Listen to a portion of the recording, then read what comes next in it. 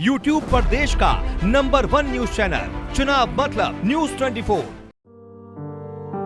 राहुल बजाज के पिता कमल नयन बजाज और भारत की पूर्व प्रधानमंत्री इंदिरा गांधी एक ही स्कूल में पढ़ा करते थे। कमल नयन की शादी हो गई और उनके घर एक बच्चे का जन्म हुआ। चूंकि कमल नयन बजाज और जवाहरलाल नेहरू पक्के दोस्त थे, तो कमल नयन के बच्चे का नामकरण खुद जवाहरलाल नेहरू ने किया और नाम रखा राहुल। इस बात का पता जब इंदिरा गांधी को चला तो वो नाराज हो गईं। इंदिरा की नाराजगी इसलिए थी कि वो खुद अपने बच्चे का नाम राहुल रखना चाहती थी। समय बीता। 1942 में इंदिरा गांधी ने फिरोज गांधी के साथ शादी की। 1944 में इंदिरा के घर भी एक बेटे का जन्म हुआ और उसका नाम राहुल न रखकर राजीव रखा गया, जो कि बाद में भारत के प्रधानमंत्री बने। उधर राहुल बजाज जवान हुए तो 1961 में उनकी शादी हुई। तब की मराठी ब्यूटी क्वीन कही जाने वाली रूपा गोलप उनकी पत्नी बनी। 1966 में राहुल बजाज पिता बने और उनके घर एक लड़के ने जन्म लिया और राहुल बजाज और रूपा बजाज ने अपने बेटे का नाम राजीव रख दिया। मतलब कि इंदिरा गांधी के बेटे राजीव के नाम पर ही राहुल बजाज ने अपने बेटे का नाम राजीव रख दिया। कहानी यहीं खत्म नहीं होती। इसके बाद जब राजीव गांधी जवान हुए तो 1968 में उन्होंने सोनिया गांधी से शादी की। राजीव और सोनिया गांधी के घर 1970 में पहले बच्चे ने जन्म लिया, तो उन्होंने अपने बच्चे का नाम राहुल रख दिया, जिन्हें आज के राजनीतिक परिदृश्य में हम बखूबी जानते हैं। उधर बात राहुल बजाज की करें तो उनकी जिंदगी पर उनके दादा और बजाज ग्रुप के फाउंडर जमनालाल बजाज की छाप थी। मशहूर मैगजीन फोर्ब्स को दिए गए एक इंटरव्यू में उन्होंने कहा था, मैं कोई संत नहीं हूँ, लेकिन मुझे इस बात का गर्व है कि मैंने पैसे कमाने के लिए किसी गलत तरीके का इस्तेमाल नहीं किया। राहुल के दादा जमनालाल की सोच भी कुछ ऐसी ही थी। जमनालाल को राष्ट्रपिता महात्मा गांधी अपना 5वां बेटा कहते थे। वैसे तो जमनालाल एक गरीब मारवाड़ी के घर पैदा हुए थे, लेकिन बचपन में ही एक अमीर परिवार ने उन्हें गोद ले लिया। लेकिन जमनालाल ताउम्र धन दौलत के पीछे नहीं भागे और आज़ादी की लड़ाई में उन्होंने अपना योगदान भी दिया। बहरहाल इतिहास के पन्नों को पलट ही रहे हैं, तो एक और बात जो कि राहुल बजाज से जुड़ती है उसका जिक्र भी कर ही लेते हैं। बात उस वक्त की है जब देश में लाइसेंसी राज चलता था, यानी कि 1947 से 1991 तक। उस वक्त प्राइवेट कंपनियों को सुई बनाने के लिए भी तकरीबन 80 सरकारी एजेंसियों से परमिशन लेनी पड़ती थी। अगर परमिशन मिल गई तो सरकार का रोल शुरू हो जाता था।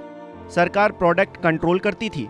कुल मिलाकर कहा जाए तो कौन सी कंपनी कितने समय में कितना प्रोडक्ट बनाएगी, ये सरकार तय करती थी। 70 से 90 के दशक तक बजाज स्कूटर की तूती बोलती थी। वो वक्त था जब बजाज की पहचान उसके स्कूटर से ही हुआ करती थी। लेकिन लाइसेंसी राज के दौरान बजाज तय सीमा से ज्यादा स्कूटर नहीं बना सकती थी। खरीदने की चाहत रखने वाले रजिस्ट्रेशन करवाते थे, तब उन्हें पर्ची मिलती थी और फिर स्कूटर की डिलीवरी के लिए 10 साल आगे की तारीख उन्हें दी जाती थी। वो समय ऐसा था कि लोग बजाज का स्कूटर खरीदने के लिए तय दाम से ज्यादा देने के लिए भी तैयार होते थे और ऐसे में राहुल बजाज लाइसेंसी राज के खिलाफ थे, लेकिन लोकल कंपनियों के लिए एक जैसे अवसर के पक्ष में भी थे। साल 1991 भारतीय बाजार के लिए बिल्कुल नया था। भारत में उदारीकरण की शुरुआत हो रही थी। लाइसेंसी राज के खात्मे के बाद भारत का बाजार विदेशी कंपनियों के लिए खोल दिया गया था। विदेशी कंपनियों के पास अलग अलग माहौल में काम करने का अनुभव था। उनके पास बेहतर तकनीक थी, मार्केटिंग के तरीके थे और उनके पास फाइनेंशियली बैकअप भी था। इस बीच राहुल बजाज कुछ उद्योगपतियों के साथ फाइनेंस मिनिस्टर के पास पहुंचे, प्रेजेंटेशन दिया। प्रेजेंटेशन के बाद मिनिस्ट्री की तरफ से कहा गया कि इस बारे में खुले में कुछ ना बोलें, लेकिन राहुल बजाज ने इसकी परवाह नहीं की और उन्होंने बात पब्लिक डोमेन में रख दी। इसका नतीजा ये हुआ कि राहुल बजाज को बॉम्बे क्लब का मुखिया बताकर कुख्यात बना दिया गया। बता दें कि बॉम्बे क्लब का नाम उन उद्योगपतियों के ग्रुप को दिया गया था जो कि उदारीकरण का विरोध कर रहे थे। बाद में राहुल बजाज ने साफ किया कि वो उदारीकरण का विरोध नहीं कर रहे थे, बल्कि देशी कंपनियों के लिए समान अवसर की बात कर रहे थे। भारत के कुछ नामी उद्योगपतियों में से एक रहे राहुल बजाज ने कुछ समय पहले गृह मंत्री अमित शाह के सामने एक ऐसा बयान दिया जिससे वो चर्चाओं के केंद्र में आ गए। एक कार्यक्रम में शिरकत करने पहुंचे अमित शाह की मौजूदगी में उन्होंने कहा, ये जरूर हमारे मन में है, कोई बोलेगा नहीं हमारे industrial friend, I'll say that openly, पर some better replies will have to come, not only a denial। आज बोलने के लिए नहीं बोल रहा हूं मैं, एक environment create करना पड़ेगा। Clean environment is very important.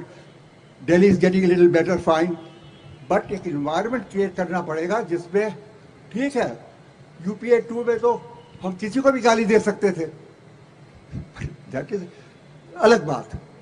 आप अच्छा काम कर रहे हैं, उसके बाद भी हम आपको क्रिटिसाइज ओपनली करें, कॉन्फिडेंस नहीं है कि you will appreciate that. I may be wrong, fine, but वो हम सबको लगता है कि I can't speak for everybody, but ये चीज़ें जो मेरे को बोलनी नहीं चाहिए, पर हंस रहे हैं लोग, चढ़ बैठे सूली पर।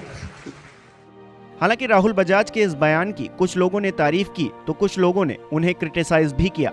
फिलहाल राहुल बजाज अब इस दुनिया में नहीं है, लेकिन उनकी जिंदगी का सफर हमेशा हम सबके लिए प्रेरणा का काम करता रहेगा।